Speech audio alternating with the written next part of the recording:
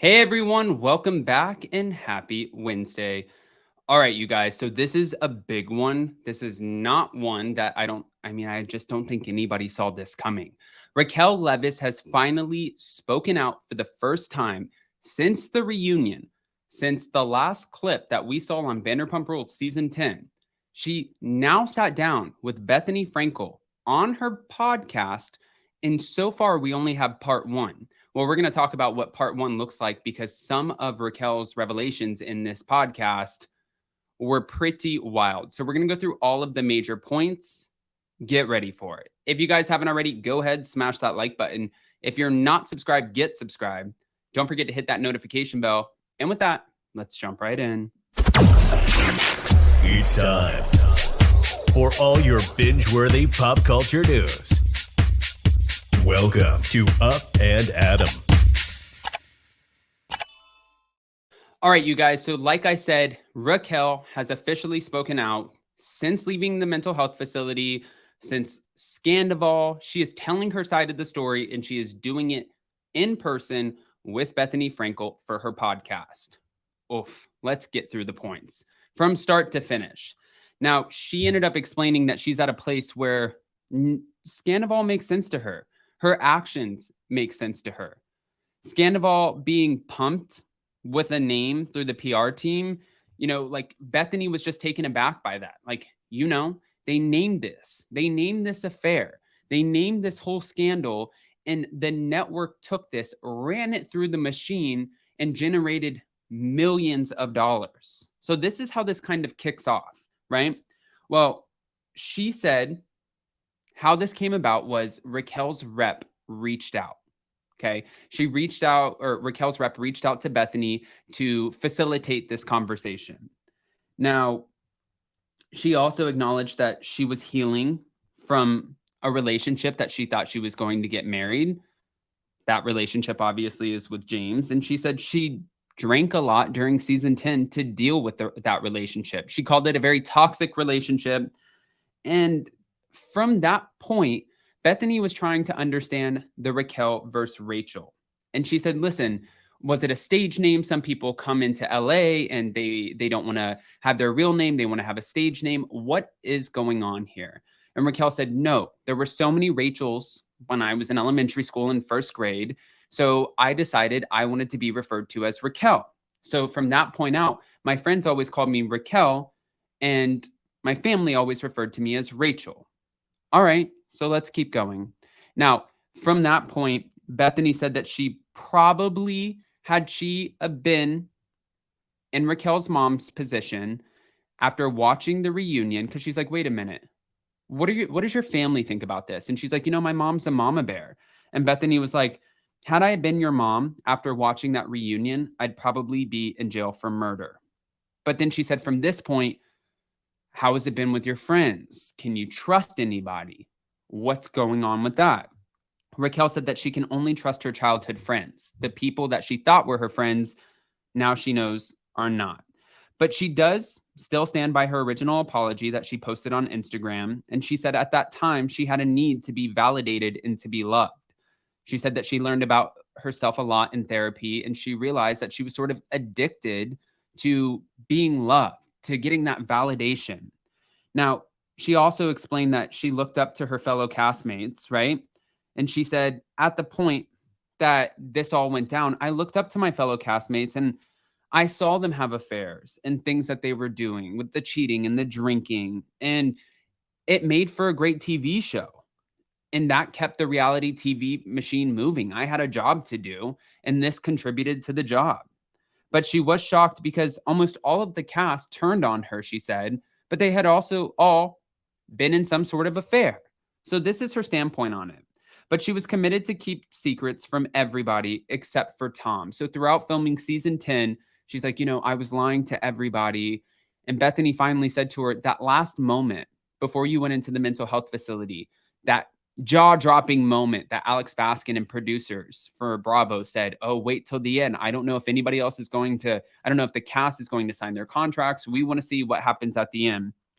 She said, I was committed to keeping the secrets from everybody, but in the end, I had to own up. And unfortunately, it was always me and Tom against everyone, but I had to throw him under the bus too.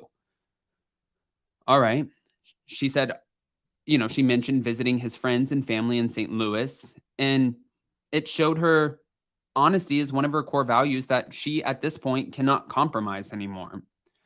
Then from that point, she explained that she went into treatment right after her final interview, where they took her phone and confiscated everything in her bag. They made sure that she wasn't trying to bring anything into the mental health facility. And she was really nervous at that point. But she explained that, you know what? Everyone met me with grace, compassion, understanding. And Bethenny asked her, "Do you forgive yourself?" She said, "Yeah. At this point, I forgive myself." Bethenny went on to ask her, "Why me? Why are you doing this with me?" And she said, "Because Bethenny, you're a force to be reckoned with." She's like, after I saw that you were doing this reality reckoning and you were explaining like exploitation without compensation, I realized that I felt exploited. I felt exploited because the network is running to the bank with this scandal and I didn't get a single penny. She said that she couldn't even really afford her treatment. Nothing, while everybody is going and running to the bank. So this is Raquel's stance, or Rachel's. My apologies. Rachel's stance. She almost went back to Vanderpump Rules because she felt like it's addicting and this is this machine, and she didn't want to leave off being the villain. She wanted to come back and end off on a good note, but Bethenny also sort of interjected in that moment and said, that is the machine. The machine is, it's a zero-sum game. You kill or be killed. You either have to kill that season or you be killed. You're either the villain or the hero. And if you're anything in between, you're a friend or you're fired. There's no in between in this game. And Rachel seemed to agree with her. So I thought that was a little bit interesting as well. Bethenny also said, I find it wild that you get paid less than my interns. And she's like, I do? She's like, yeah, from what I saw, from what you get paid less than my interns. My interns make more in a year than you did for the show. Oof. And she also added to that. She was like, well, I was told by producers that I get paid every season based on my last season's performance.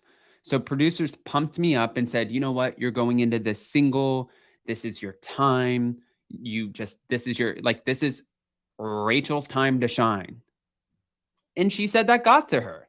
So she really wanted to put on a show. She wanted to do the job and she wanted to deliver what the producers wanted. She said that she was so great with whatever they asked of her. She was going to make sure that she did. Right? Well, it keeps going. Ariana and her, well, Bethenny asked Rachel about that relationship. And she said, we were acquaintances. We were not best friends, but that was the narrative on the show. We were show friends. She also said that Scheana painted a false narrative as a savior. I find that wild because when Rachel and James broke up, Scheana opened her apartment. Scheana was living in San Diego. Scheana had another apartment, right? And she's like, you can live in this apartment. I'm going to give you a place to go. Well, now, at the time, it seemed like Rachel was very grateful for this. But now she's saying Scheana wanted to present herself as a mother, as a sister, as a savior. And Bethenny's like, okay, but you're saying that this relationship was mutually beneficial. She's like, yeah, because I did a podcast episode with Scheana talking about my breakup with James. And Scheana told me that it was her #1 most rated episode. Also, I paid rent. And she also said that Sheena's cat needed mercury, but Scheana was breastfeeding. So she had to watch her cat because Scheana couldn't be around the cat while breastfeeding. So she really went into a lot of detail about this. But she did say at the end of the day, she felt like this relationship between her and Scheana was a mutually beneficial relationship. She did for Scheana, Scheana did for her. But she did acknowledge that if anybody felt like a best friend on the cast to her at that time, it was Scheana. But let's carry on with that. Oh, I mean, it's actually kind of crazy. She said that Tom and Ariana, because Bethenny asked her about this relationship, she said that they were a brand. They were not really from what she was told and from what she witnessed, they were not in a real relationship. That the way that Tom presented it was they were a brand for the show. They did brand deals, they were business partners. That's how this worked. There was never a real romantic relationship. That part to me is also wild because when I worked at TomTom and Jason worked at Pump, I saw how they all were together. I saw Tom and Ariana by themselves, and I saw Raquel come in with Scheana, and I saw how Scheana treated Raquel. Sheena's nice to everyone. So that part I didn't really get. But then for the Tom and Ariana, they would come in and sure, can you put things on for like the public and do that and play it up? Yeah, but there were moments where they were alone and the fans weren't around. There were moments where we had people in the back or the front of the restaurant, or sometimes when the restaurant wasn't even open and they would come in together. And it was lovey-dovey. So what she's saying totally contradicts what I saw. And that's a lot to digest, but it keeps going. It always keeps going. She said that at the time that she was checking into the mental health facility, she gave Tom a key to her apartment so he could get away. But they haven't been an authentic couple, and she's not surprised that they can live together because really, it was never a real relationship. They're sort of like roommates. And Bethenny was like, wow, this is interesting, like roommates. Bethenny asked her, how do you feel about Ariana making millions of dollars in brand deals? And she was like, good for her, I guess. But honestly, I've always been I've been a person who forgives and exercises compassion, which is interesting. Exercises compassion. And I just thought that, the way that Ariana spoke to me at the reunion, I didn't see that coming. Which I'm kind of shocked that she didn't see that coming. Oof. Wait. She explains the X-rated video. The screen record that happened on Tom's phone. Now, the night before Watch What Happens Live, she said that she decided to turn on some X-rated videos. We can't say the P word on here because of the algorithm. She turned on X-rated videos and she decided to do an intimate FaceTime with Tom Sandoval. What she didn't know was that Tom Sandoval was screen recording the FaceTime. That part she didn't know. On the night of Watch What Happens Live, she was getting her makeup done. She was getting ready for the show. And she's like, you know what? This is my time. I can deal with anything. Anything that's thrown at me, I got this. Literally 5 minutes later, Ariana texted her with 2 screen recordings and said, you're dead to me. She said that Ariana then called her and yelled at her, begging to know when it happened. And she told Ariana this has been about 7 months. One of the reasons why the affair went on so long, which Bethenny wanted to know about, was because Tom and her couldn't come up with a proper timeline. They couldn't agree on the timeline. Tom didn't want Ariana to know that this affair started in the summer when she was losing family members, losing fur babies, going through one of the hardest summers of her life. He didn't want that timeline to show that he was engaging in an affair when this person who is supposed to be his partner is literally struggling with everything that could be going wrong, things that people just crumble under these circumstances. He didn't get that, right? So he still had the affair and they couldn't agree on the timeline when they were going to tell the truth about the affair. He did not want Ariana to know that it was happening during the summer. Then she goes on to explain how Ariana saw the video. She said, I know this to be true. Tom was performing his hit single at TomTom, and the phone fell out of his pocket. When the phone fell out of his pocket, one of their mutual friends ended up grabbing the phone and giving it to Ariana. When the mutual friend grabbed the phone and gave it to Ariana, Ariana just said that she had a feeling there was something there, and she decided to unlock the phone. Rachel said that she was surprised that Tom never changed his password, but when Ariana opened the phone, she started going through the camera roll. And that's when she found the screen recordings. She thinks a lot of people have seen the video of her. And she said, despite the cease and desist, but Ariana's friends knew a lot about it in great detail. And she said, this is not legal. So that's where she stands today with all of that. This was part 1 of a 2-part interview. This is wild. I think that this is crazy. I sat there and I took notes.